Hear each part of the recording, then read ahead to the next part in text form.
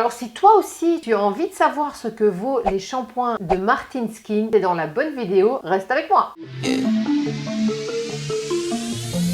Salut les gars, j'espère que vous allez bien. Alors je suis super contente de vous retrouver pour cette nouvelle vidéo. Une vidéo cheveux, ça fait 1000 ans que je vous ai plus fait des vidéos sur les cheveux et pourtant ce sont les vidéos qui marchent le mieux sur ma chaîne. Je ne sais pas pourquoi, je ne sais pas tout le temps vous faire des vidéos sur les cheveux parce que à un moment donné, je n'ai rien à dire. Voilà, par rapport à mes cheveux, vous me faites souvent la réflexion sur mes réseaux qu'ils ont énormément poussé et oui, c'est le cas. Quand je pense que au mois de mars, ils étaient à peu près ici. Donc oui, j'ai eu une énorme pousse, mais c'est pas de ça qu'on va parler aujourd'hui. Non, non, non. Aujourd'hui, on va parler de la gamme des shampoings de Martin Skin. Je le teste depuis sa sortie. Donc ça fait, je pense, 2-3 semaines. Je fais plus ou moins 3 shampoings par semaine. J'ai eu le temps de le tester pour vous donner un avis objectif. C'est difficile de donner son avis sur un shampoing qu'on a utilisé qu'une seule fois. Donc c'est pour ça que j'ai voulu attendre de l'utiliser quelques fois et surtout que j'ai beaucoup de choses à vous dire. Avant de rentrer sur le sujet du shampoing, j'ai juste envie de faire une petite parenthèse sur ce qui se passe sur les réseaux sociaux par rapport à cette histoire de shampoing. À un moment donné, les gars, faut arrêter. C'est quoi le problème en fait? Il y a toute une polémique que je n'avais pas vu passer parce que les potins et tout ça, ça m'intéresse absolument pas. Je ne suis pas beaucoup sur TikTok. Parfois, je poste des choses, mais je poste et je me casse. Donc du coup, je n'étais pas du tout au courant de ce qui se passe. Le dimanche, quand Gaëlle a sorti sa vidéo FAQ, où elle explique cette histoire de polémie sur les réseaux, où certaines personnes critiquent son travail avec zéro crédibilité, j'ai envie de dire. Les choses qu'ils critiquent, je trouve ça vraiment ridicule. Et je vais vous dire pourquoi. En fait, tous les créateurs de contenu qui font des business sont souvent critiqués à mort. Après, voilà, si des gens l'ont testé, n'ont pas aimé, c'est leur droit. Pour ça, il n'y a aucun problème et je pense que Gaëlle est tout à fait ouverte à ça. Le truc qui m'énerve, c'est que quand les grosses marques, elles font des campagnes publicitaires pour leur nouveau produit qui vient de sortir révolutionnaire et que nous, tous, et même ceux qui critiquent Gaëlle, se font avoir comme des petits moutons et achètent ce produit, il n'y a aucun problème. Là, tout va bien. Mais quand c'est des créateurs de contenu, eh bien, ils sont critiqués, leur travail est dénigré. Pourquoi en fait? Vous croyez quoi? Vous croyez que Gaëlle, elle fait ses produits dans sa cave? Elle produit ses shampoings dans sa cave toute seule? Elle travaille avec toute une équipe, elle le dit tout le temps, elle a une énorme équipe parce qu'elle recrute des gens compétents pour chaque phase du développement d'un produit, de la commercialisation, etc. etc.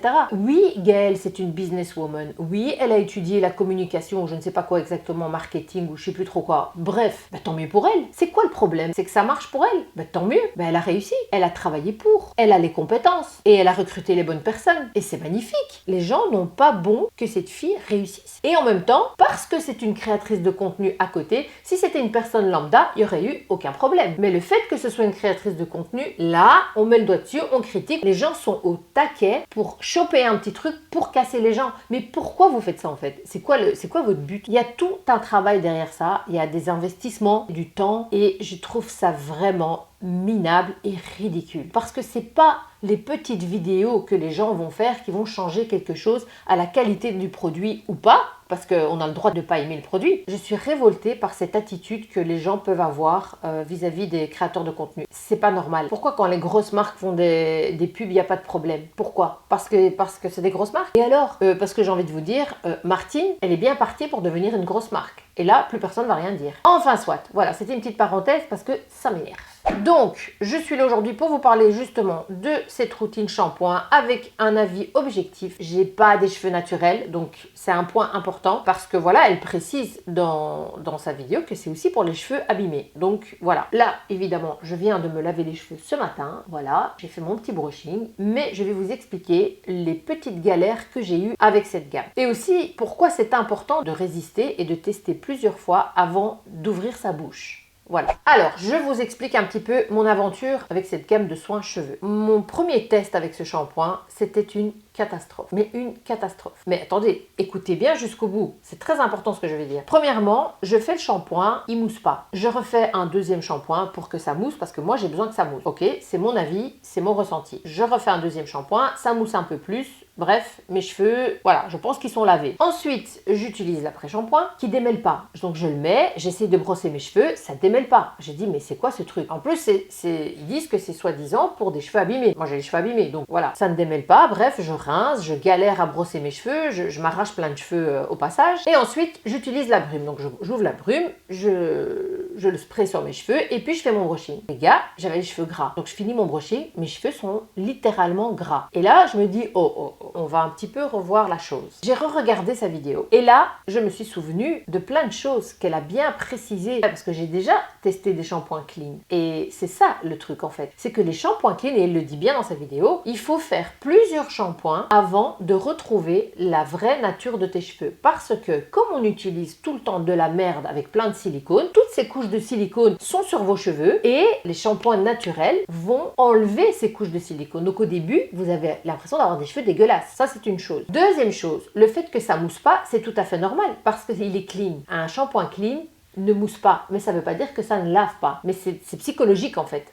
Il y a des gens qui ont besoin que ça mousse pour se dire c'est bon, c'est propre. Mais ça, c'est personnel, mais ça lave quand même, soit. J'en viens à l'après-shampoing. Pourquoi l'après-shampoing, j'ai eu l'impression qu'il n'a pas fait d'effet? Parce qu'il faut le laisser poser. Avec mes autres après-shampoings, je n'ai pas ce problème. Pourquoi? Parce qu'il n'y a que de la merde dedans. Vous le mettez à peine que vous pouvez passer le peigne. Mais comme c'est un après-shampoing clean, il faut le laisser agir. Et c'est ce que j'ai fait à ma deuxième routine. Maintenant, j'en viens au spray. Pourquoi est-ce que j'avais les cheveux gras après les avoir lavés? Parce qu'il est bien précisé que la brume, il faut la mélanger. Et moi, je ne l'ai pas mélangée et je pense qu'il faut le mélanger. Donc, ça explique un peu ma première expérience. Mais si j'aurais fait une vidéo après mon premier test, ben, j'aurais massacré la gamme. Je l'aurais massacré. Tandis que là, regardez mes cheveux. Ils sont juste magnifiques. Regardez la brillance. Après, voilà, vous savez, hein, je n'ai pas une chevelure de dingue. Hein. Voilà. Mais ils sont volumineux, ils sont brillants, ils sont tout doux et je suis finalement très contente en fait. Voilà. Donc, on va parler des produits un par un. Alors, le shampoing, c'est vrai, il ne mousse pas énormément. Il mousse même très peu, mais c'est pas pour autant qu'il nettoie pas le cheveu, comme je vous l'ai dit juste avant. Il nettoie le cheveu en profondeur en respectant la fibre capillaire